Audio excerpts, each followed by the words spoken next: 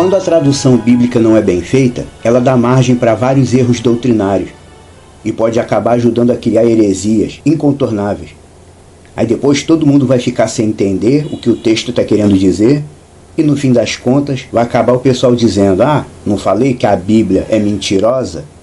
Mas a Bíblia não é mentirosa, é a tradução que está errada. E por incrível que pareça, tem algo na versão brasileira da Bíblia que é tão mal colocado que ainda é necessário falar a respeito. A palavra firmamento. Eu tenho visto muitos teólogos tentando explicar o que é firmamento. No segundo dia Deus criou o firmamento. Assim diz o texto bíblico. No segundo dia Deus criou o firmamento. Tá bom, mas firmamento é exatamente o quê? É o céu azul? É a atmosfera? É o espaço sideral? Ou não seria nenhuma destas opções? O texto bíblico diz que Iá criou o firmamento para separar as águas de cima das águas de baixo. O que seriam essas águas de cima? Vamos trazer o significado de raiz da palavra hebraica que traduziram como firmamento, para acabar de uma vez por todas com essa dúvida. Direto do hebraico. O texto do Gênesis foi escrito em hebraico, e a palavra original em hebraico, que chamam de firmamento, é raquia. Letras hebraicas Resh, Kof, Yod, Ain. Raquia. No segundo dia, Iá criou raquia. A palavra firmamento surgiu por causa do famoso teólogo católico, que hoje é chamado de São Jerônimo. O texto do Gênesis foi escrito em hebraico. Quem passou o texto do hebraico para o grego, para fazer a versão chamada de Septuaginta, colocou stereoma no lugar de raquia. E esse cara chamado São Jerônimo colocou no lugar desse termo a expressão em latim firmamentum coeli. Para você entender o que significa esse termo que Jerônimo usou, firmamentum coeli, primeira coisa que você precisa ter consciência.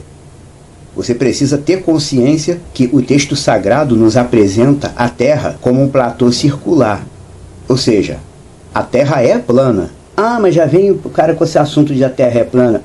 O texto bíblico como ele é, traduzido dos originais, ele nos apresenta a Terra como um platô circular, semicôncavo, que não é 100% plano por causa das montanhas, vales e oceanos. Mas a Terra é um círculo plano, não é um globo esferoide, como a ciência atual ensina.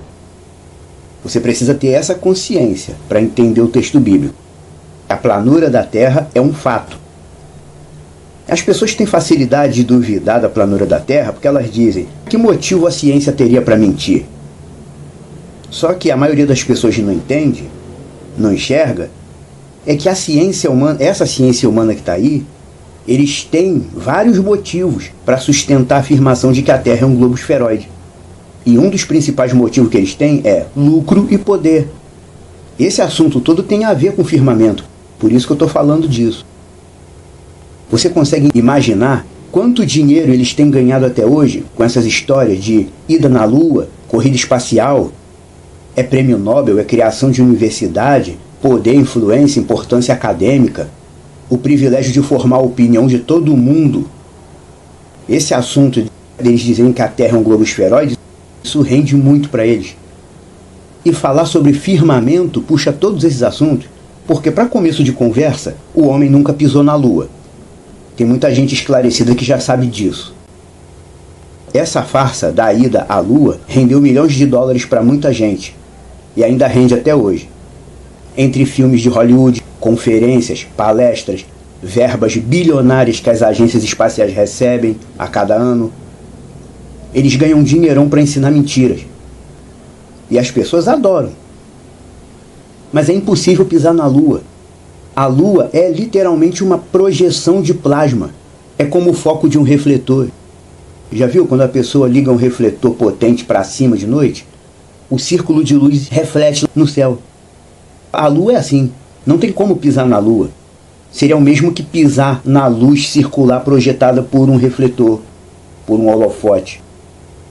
Mas quando Iá criou a Terra, ele a fez como um jardim fechado. Expressão que aparece no Cântico dos Cânticos, também chamado de Cantares de Salomão. Essa expressão, jardim fechado, ela aparece no texto bíblico, onde, em linguagem de metáfora, Messias Yeshua diz à sua noiva, a congregação: tu és para mim um jardim fechado. Essa expressão não está no texto por acaso. Nós, que somos a criação material do Deus invisível, realmente somos para Ele como um jardim fechado, devidamente plantado, climatizado e na temperatura regulada para poder funcionar corretamente. A criação de Yahtzeva'ot é perfeita, o homem que estraga. O ser humano na Terra é como um jardim primoroso que Yah cuida com esmero e dedicação. Primeiro ele traçou o círculo da Terra para definir o espaço que ia ser usado, depois ele o fechou, preparou, climatizou e preencheu, com toda a forma de vida e tudo que é necessário para a gente viver. Yah fez a Terra e fechou ela, como se fosse uma estufa preparada. E como um bom ferreiro que molda o ferro para se tornar outros tipos de coberturas, assim ele fechou a Terra. Por que eu digo como um bom ferreiro? Na raiz hebraica, a palavra raquia e sua base verbal, larreká, são termos relacionados diretamente à atividade de ferreiro, no sentido de forjar, de bater o ferro na base da martelada, de estender uma placa de metal e curvá-la para criar uma cobertura. Cada sinônimo de raquia nos leva para dentro disso. Raquia é o reforço, é a coisa forjada na marretada, é o trabalho feito no ferro para estendê-lo como uma cobertura que foi feita para ser um telhado. O sentido original da palavra raquia, em raiz, é esse. O sentido de raiz da palavra raquia e de seu verbo larrecar estão relacionados a isso. E no caso da Terra, o nosso firmamento, raquia. Raquia é aquilo que hoje nós chamamos de domo, cúpula, abóbada. É o teto da Terra. É a cobertura sólida que fecha e recobre todo o espaço aéreo da Terra, tal como vemos no sentido do termo grego que foi usado na Septuaginta, stereoma. Na Bíblia grega, o firmamento é chamado stereoma. Literalmente, stereoma significa aquilo que está fixo, aquilo que está fixado, que está firme. Quando Jerônimo usou o termo latim firmamentum coeli, na verdade ele estava expressando isso em latim. Firmamentum coeli literalmente é aquilo que firmou o céu. Assim como a palavra original, o termo latino firmamentum coeli nos mostra isso, que o céu está firme, que ele é sólido, que ele foi fixado, e é uma estrutura sólida e reforçada.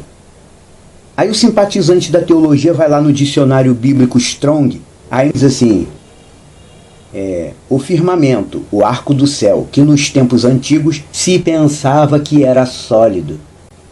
Os antigos não pensavam que o céu era sólido, eles sabiam que o céu é sólido.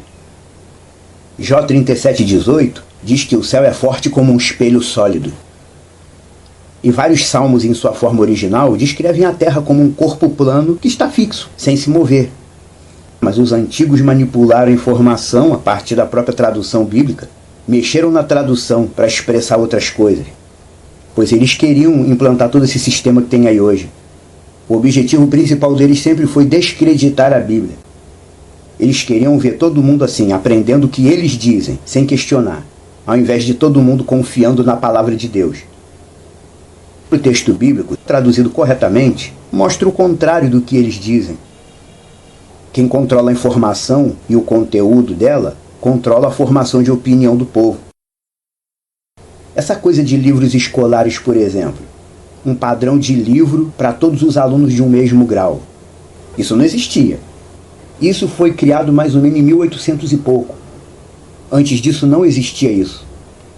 A criação de uma série de livros didáticos para várias pessoas ao mesmo tempo foi a grande cartada do sistema, no comando da formação de opinião. Ou será que você sabe quem são as pessoas que escrevem os livros escolares? Na escola, nós aceitamos informações que não sabemos de onde vêm. E muitas dessas pessoas que escrevem os livros didáticos fazem parte do sistema da besta e colocam o que querem nos livros. Inclusive, eu já vi até apostila escolar ensinando que ninguém nasce macho nem fêmea, mas é moldado pela sociedade. Eles colocam o que querem nos livros e apostila. Conclusão. No segundo dia, Yah fez o raquia, ou seja, ele moldou a placa sólida que fecha o corpo terrestre.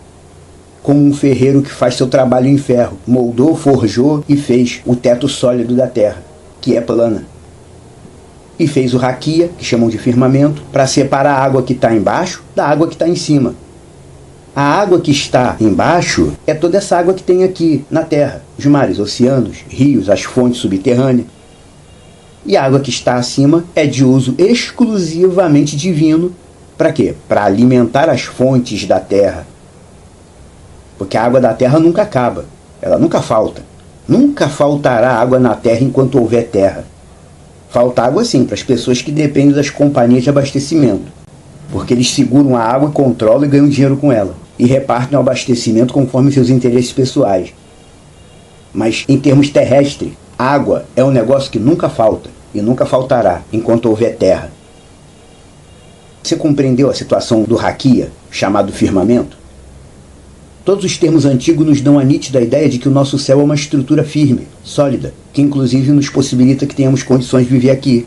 Por quê? Porque todos os gases respiráveis estão aqui e eles nunca saem, nunca acabam e nunca expiram totalmente. Por quê? Porque eles estão presos, eles estão retidos dentro do espaço terrestre, graças a esse céu fechado, em forma de cúpula, que nós temos. Entenda isso. Não existe no texto sagrado uma terra globular esferoide. Nem no texto bíblico e nem nenhum outro texto sagrado que foi deixado de fora da Bíblia. São muitos. Se você ainda duvida disso, estude hebraico e passe a ler o texto bíblico direto dos originais, que é o que o Projeto Reina faz. Depois que você conseguir fazer assim, você vai enxergar o que a maioria não enxerga.